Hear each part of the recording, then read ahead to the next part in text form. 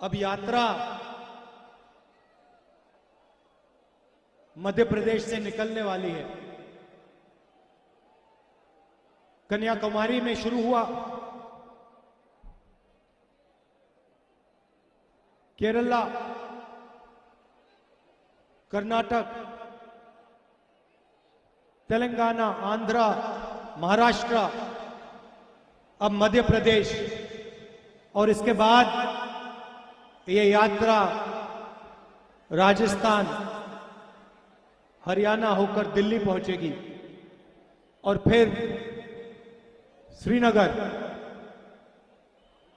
तक ये यात्रा जाएगी और वहां पे हमारा जो तिरंगा है उसको हम फहराएंगे। मगर ये जो यात्रा है ये कांग्रेस पार्टी की यात्रा नहीं है। जरूर कांग्रेस पार्टी के कार्यकर्ता इसमें भाग ले रहे हैं, चल रहे हैं, मगर अब यह यात्रा हिंदुस्तान की गरीब जनता, किसान, मजदूर, बेरोजगार युवा, छोटे दुकानदार, स्मॉल और मीडियम बिजनेस चलाने वाले लोगों की यात्रा हो गई। और मैं ऐसे नहीं कह रहा हूं,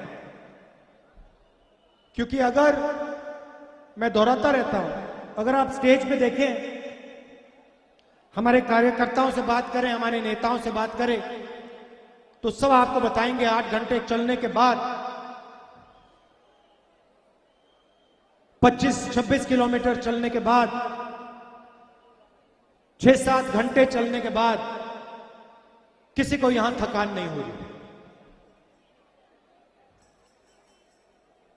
थकान क्यों नहीं हो रही? क्योंकि हम अपनी शक्ति का प्रयोग नहीं कर रहे हैं। आपने अपने प्यार को हमें दिया, पूरी की पूरी शक्ति मध्य प्रदेश के युवाओं ने, किसानों ने, मध्य प्रदेश के माताएं बहनों ने पूरी की पूरी शक्ति इस यात्रा में डाल दी। और इसीलिए हमें थकान नहीं है।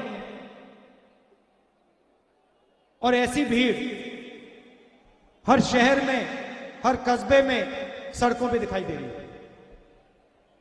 तो यात्रा का लक्ष्य क्या है? हमने यात्रा शुरू क्यों की? बीजेपी के लोगों ने कहा क्या टूटा है?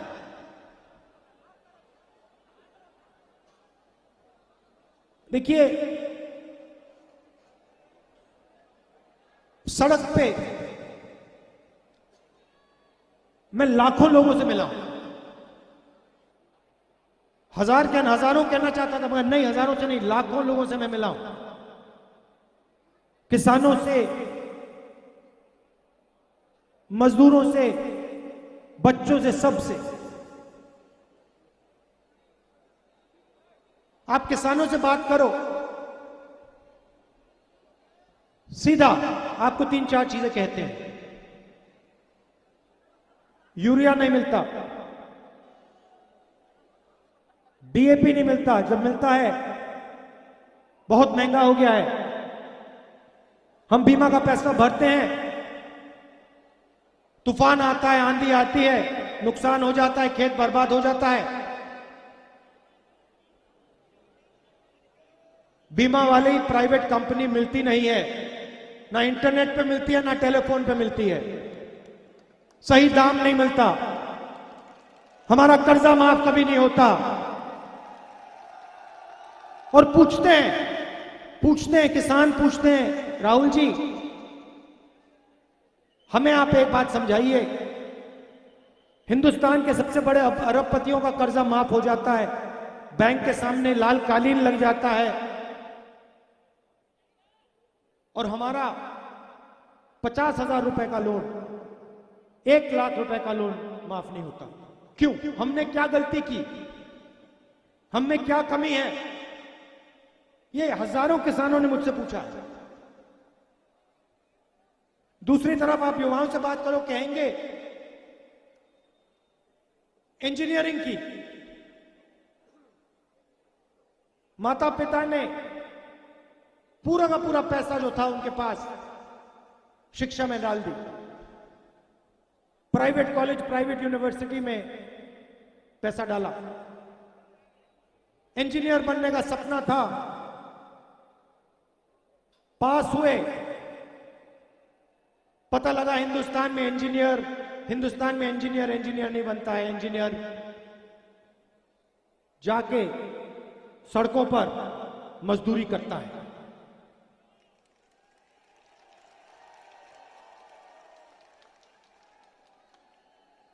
छोटे दुकानदारों से पूछो, कहते हैं राहुल जी, नोटबंदी ने, जीएसटी ने हमारे बिजनेस को, धंधे को खत्म कर दिया है। 2 दिन पहले छोटे व्यापारी आए, कहते हैं राहुल जी, रास्ता साफ किया जा रहा है, रास्ता साफ किया जा रहा है। मैंने पूछा किसके लिए, कौन सा रास्ता साफ किया जा रहा है? कहते हैं हिंदुस्तान के सबसे बड़े अरबपतियों के लिए रास्ता साफ किया जा रहा है, हमें उठा के परे किया जा रहा है।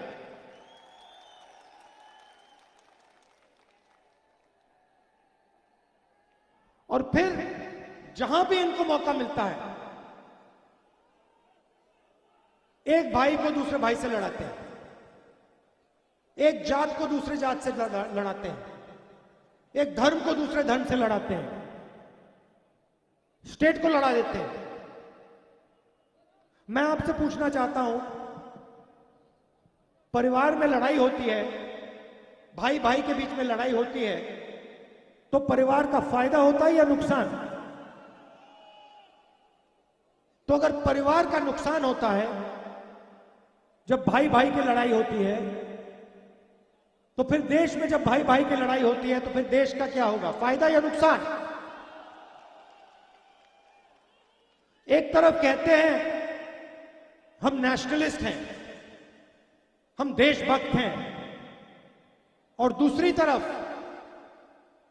नफरत फैलाते हैं, भाई से भाई की लड़ाई कराते हैं। और जो हमारी देश की रीढ़ की हड्डी है, जो रोजगार देती है, किसान, छोटे व्यापारी, स्मॉल मीडियम बिजनेस चलाने वाले, उनको खत्म कर देते हैं, रीढ़ की हड्डी को तोड़ देते हैं। मध्य प्रदेश में युवाओं को रोजगार नहीं मिल सकता। कुछ भी कर लो, कुछ भी कर लो आप, मध्य प्रदेश के युवाओं को, बाकी हिंदुस्तान के युवाओं को रोजगार नहीं मिल सकता। क्यों? क्योंकि सारे के सारे रास्ते बंद कर दिए। देखिए,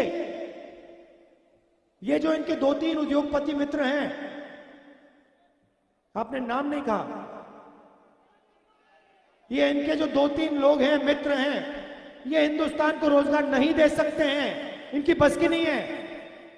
हिंदुस्तान को रोजगार छोटे दुकानदार, किसान, स्मॉल और मीडियम बिजनेस चलाने वाले लोग लाखों लाखों बिजनेसेस देते हैं।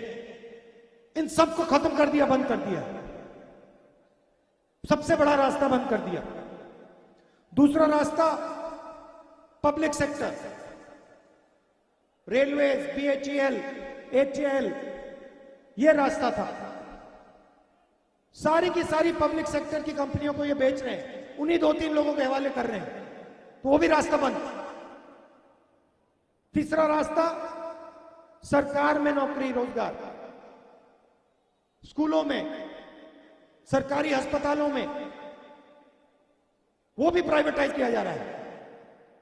आज एक बच्ची आई मेरे पास, मेरे साथ चली, कहती है राहुल जी, मेरे स्कूल में तो टीचर ही नहीं है। मैं स्कूल जाती हूं, पढ़ने जाती हूं, टीचर ही नहीं है। सामने ब्लैक बोर्ड के सामने बैठ जाते हैं और घर चले आते हैं। यह है मध्य प्रदेश की शिक्षा।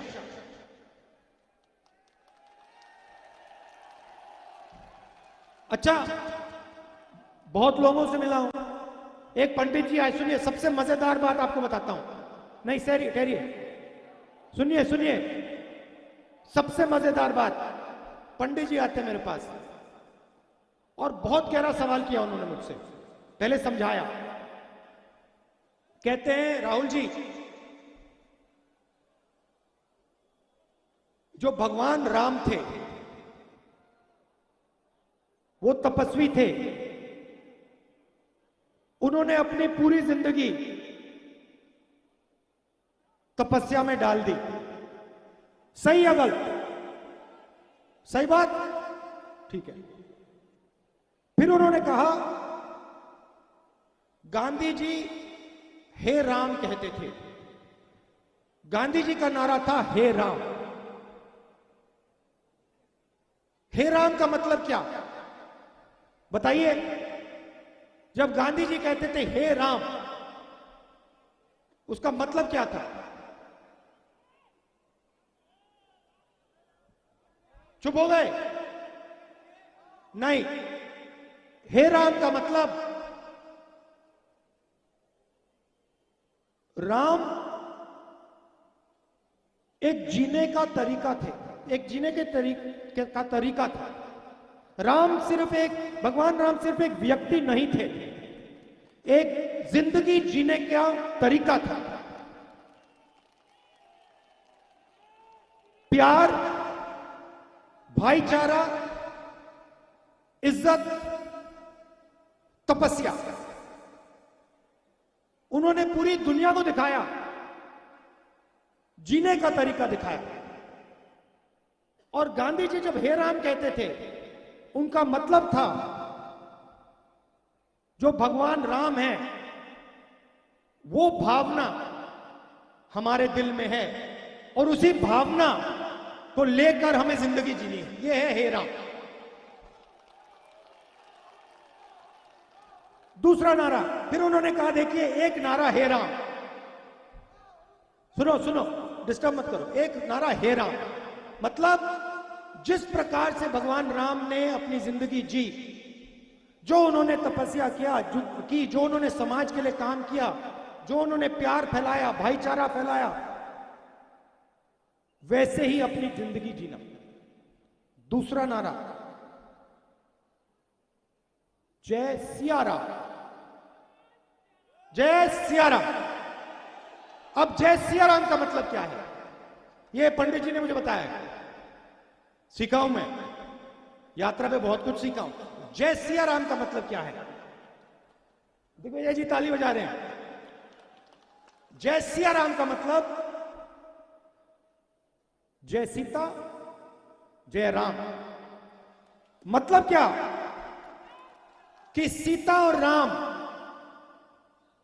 एक ही हैं, सीता और राम एक ही हैं, इसलिए नारा है जय सिया राम या जय सीताराम। सही? मतलब जो राम के जीने का तरीका था, जो उन्होंने सीता के लिए किया, भगवान राम ने सीता के लिए क्या किया आप जानते ही नहीं हो क्या? क्या किया? जाके सीता की इज्जत के लिए, सीता के लिए लड़े। सही? तो जब हम जय सिया राम कहते हैं, हम सीता की याद करते हैं और समाज में जो सीता की जगह होनी चाहिए उसकी आदर करते हैं। सही? जय सिया राम या जय सीताराम। तीसरा नारा जय श्री राम, उसमें हम राम भगवान की जय करते हैं। पंडित जी ने मुझसे कहा कि आप अपनी स्पीच में पूछिए कि बीजेपी के लोग जय श्री राम करते हैं मगर कभी जय श्री राम और हे राम क्यों नहीं करते?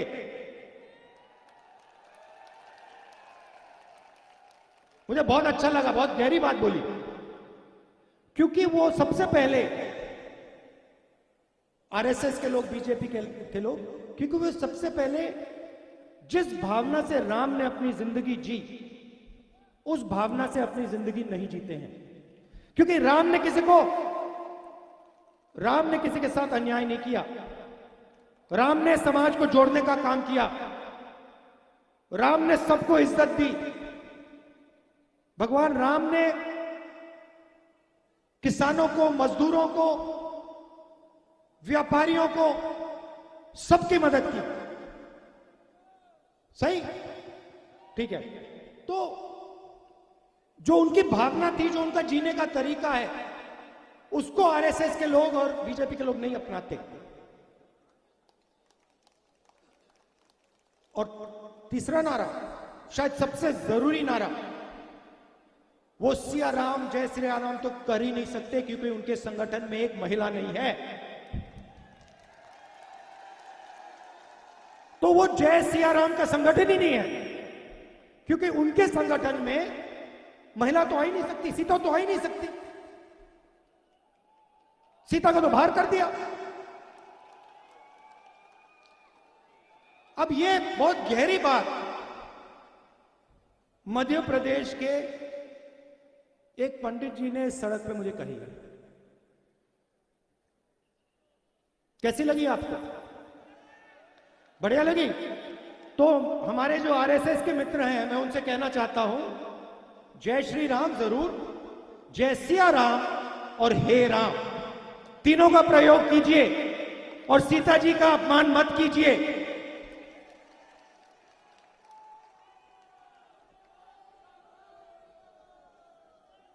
अच्छा, अब यात्रा का एक और लक्ष्य है। मैंने बेरोजगारी की बात की, थोड़ी सी मैं महंगाई की भी बात बोल देता हूं। पेट्रोल के दाम यूपीए के समय क्या थे? 60 रुपए। आज क्या है? 107। गैस के सिलेंडर कितने का आता था? 400। आजकल देखो भैया, अपना एक हाथ ये, मतलब 3 हाथों की जरूरत है। तो ये जो पैसा आपकी जेब में से निकल रहा है, जा कहां रहा है? पैसा गायब तो नहीं होता। आपको जब पैसा मिलता है, आप अगर उस पैसे को ऐसे रख के गिराते तो गायब तो नहीं होता ना, आपके जेब में से कहीं और जाता है ना? आप किसी दुकानदार को देते हो तो पैसा घूमता है। तो जब ये पेट्रोल का पैसा आपके जेब में से निकल रहा है, डीजल का पैसा निकल रहा है, गैस सिलेंडर का पैसा निकल रहा है, ये कहां जा रहा है? ये आसमान में तो नहीं जा रहा, समुद्र में तो नहीं जा रहा, हिंदुस्तान के सबसे बड़े 2-3 अरबपतियों के हाथ जा रहा है। वो कुछ भी कर सकते हैं भाई और बहनों, सड़क बनवा सकते हैं, पोर्ट खरीद सकते हैं, एयरपोर्ट उनके, सेलफोन उनका, माइक्रोफोन देखूंगा शायद उनका नाम इसमें मिल जाए। इसको इसके नीचे देखूंगा, देखो यहां भी उनका नाम मिल जाएगा। जूते में देखो, वहां भी उनका नाम, लाउडस्पीकर पे उनका नाम। तो 2 देश बन रहे हैं, एक अरबपतियों का, उसमें जो भी करना है कर लो, जो भी सपना है देख लो, और दूसरा बाकी हिंदुस्तान गरीबों का, किसानों का, मजदूरों का, छोटे दुकानदारों का, उसमें आप बेरोजगार रहो, महंगाई के अंदर डूबो। ऐसा हिंदुस्तान हमें नहीं चाहिए। हमें न्याय का हिंदुस्तान चाहिए। और इसलिए यात्रा श्रीनगर में जाकर तिरंगे को लहराएगी। आपने अपना प्यार दिया, मोहब्बत दी, दिल से आपका बहुत बहुत धन्यवाद। नमस्कार, जय हिंद।